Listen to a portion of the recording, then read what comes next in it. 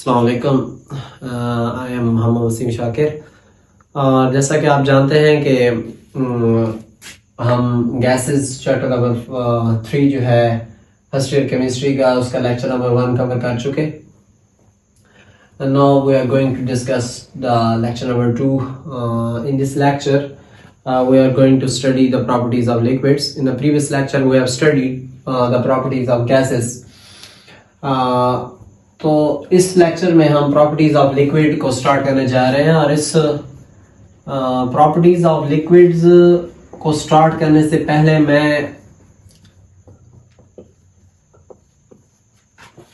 Previous lecture जो है हमारा उसको थोड़ा सा रिवाइज करना चाहूंगा। प्रीवियस लेक्चर में हमने पढ़ा कि मैटर जो है वो 4 डिफरेंट फॉर्म में एग्जिस्ट करता है बल्कि matter can exist in 4 different forms. The number 1 was gases, the number 2 is liquid, the number 3 is solid, and the number 4th one is plasma. We have discussed the gases in previous lectures, and in that lecture we have discussed that gases can diffuse and effuse. The gases don't have definite shape, don't have definite volume. The gases are compressibles due to the empty spaces present in them. The motion which have gas molecules is random. तो ये सब चीजें हम discuss कर चुके हैं। Fusion क्या होता है, डिफ्यूजन क्या होता है, उसमें सारी चीजें ये डिस्कस कर चुके हैं। इस लेक्चर में हम डिस्कस करने जा रहे हैं प्रॉपर्टीज ऑफ लिक्विड। लिक्विड से आप सब वाकिफ होंगे, हम रोजाना यूज करते हैं डेली लाइफ में। कितने लिक्विड्स यूज कर रहे होते हैं हम। सबसे कॉमन लिक्विड जो हम यूज करते हैं वो आपका वाटर है, पानी। तो उसकी हम प्रॉपर्टीज को थोड़ा बहुत 4-5 प्रॉपर्टीज को हम देखेंगे। सबसे पहले प्रॉपर्टीज जो है वो ये है कि लिक्विड जो होते हैं वो don't have definite shape but have definite volume.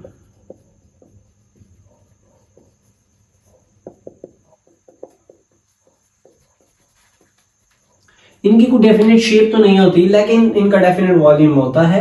अब क्या मुराद है इन 2 सेंटेंस से आप क्या समझे? इन 2 सेंटेंस से हम ये समझे हैं कि गैसेस जो हैं इनका कोई डेफिनेट शेप नहीं होती। मतलब क्या है, देखिए आप फ्रिज में या फ्रीजर में हम कोई चीज बर्फ जमाने के लिए रखते हैं तो आप जिस भी बर्तन में वो लिक्विड पानी डाल के रखते हैं, जब बर्फ जमती है तो उसी की शेप इख्तियार कर चुकी होती है। अगर आप गिलास में रखते हैं तो वो गिलास की शेप इख्तियार कर चुकी होती है। अगर आप उसको किसी बाउल में रखते हैं तो वो बाउल की शक्ल इख्तियार कर चुकी होती है। तो यानी आप लिक्विड को जिस भी बर्तन में डालेंगे वो उसी बर्तन की शेप इख्तियार कर लेगा, वो अपनी शेप मेंटेन नहीं रख पाएगा। तो इसका मतलब ये है कि लिक्विड के पास कोई डेफिनेट शेप नहीं हुआ करती। हाँ, लिक्विड के पास डेफिनेट वॉल्यूम होता है। अब ऐसा नहीं हो सकता कि आपने एक जग पानी भर के डाल दिया बाल्टी में तो वो पूरी बाल्टी फिल हो जाएगी। नहीं, जग के अंदर जितना वॉल्यूम आ रहा है वाटर का उतना ही वो क्या करेगा, बाल्टी के अंदर ऑक्युपाई करेगा। बाकी बाल्टी की जो स्पेस है वो क्या रह जाएगी, खाली रह जाएगी। लेकिन गैस के केस में उल्टा होता था। आप अगर गैस को एक कमरे में भी छोड़ते थे तो गैस के मॉलिक्यूल्स पूरे कमरे को क्या कर लेते थे, ऑक्युपाई कर लेते थे। तो वो इनमें डिफरेंस है कि गैस के पास ना तो डेफिनेट शेप होती है और ना एक डेफिनेट वॉल्यूम होता है। लेकिन हाँ, लिक्विड के केस में इनके पास डेफिनेट शेप तो नहीं होती। Same case that we have discussed in the case of gases. But liquid जो है उनके पास क्या होता है, डेफिनेट वॉल्यूम होता है, but gases don't have definite volume. जो पॉइंट नंबर 2 है उसके अंदर क्या है कि लिक्विड के मॉलिक्यूल जो हैं वो एक कॉन्टिन्यूअस मोशन में होते हैं।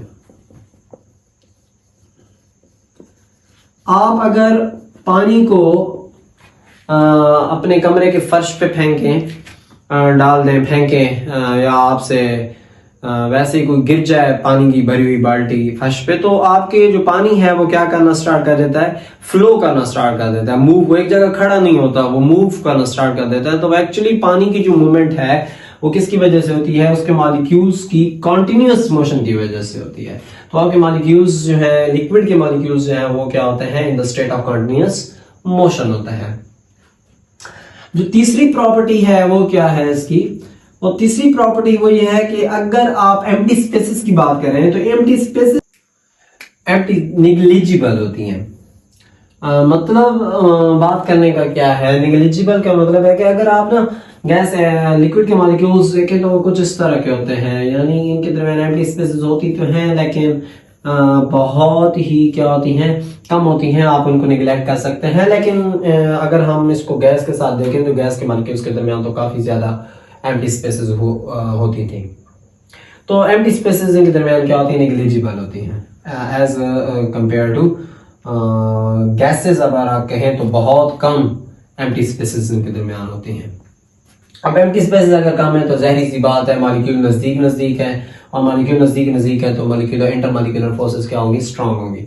चौथी इसकी प्रॉपर्टी क्या है, चौथी प्रॉपर्टी है कि आप लिक्विड्स जो होते हैं आपके पास, उनको आप क्या कर सकते हैं, लिक्विड्स को आप जब गर्म करते हैं तो वो वेपर्स में कन्वर्ट हो सकते हैं, यानी उनकी वेपराइजेशन भी हो सकती है। और इसी लिक्विड को अगर आप क्या करते हैं, कूल करते हैं, तो ये किस में कन्वर्ट हो जाता है, सॉलिड में भी क्या होते हैं, कन्वर्ट हो जाते हैं।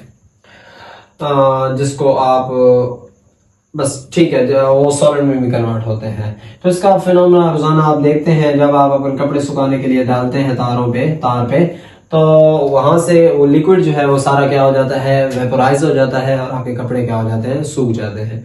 सेम केस जब आप लिक्विड को रखते हैं आप फ्रिज में, फ्रीजर में, तो वो जब कूलिंग करते हैं उस लिक्विड को तो वो किस में कन्वर्ट हो जाता है, सॉलिड में कन्वर्ट हो जाता है। तो ये भी इसकी एक प्रॉपर्टी में आप बात लिख सकते हैं लिक्विड की प्रॉपर्टीज में। तो ये कुछ प्रॉपर्टीज थी लिक्विड की। बस इसके साथ ही ये एक छोटा सा टॉपिक हमारा एंड हुआ। मिलते हैं नेक्स्ट लेक्चर में, तब तक के लिए अल्लाह हाफिज।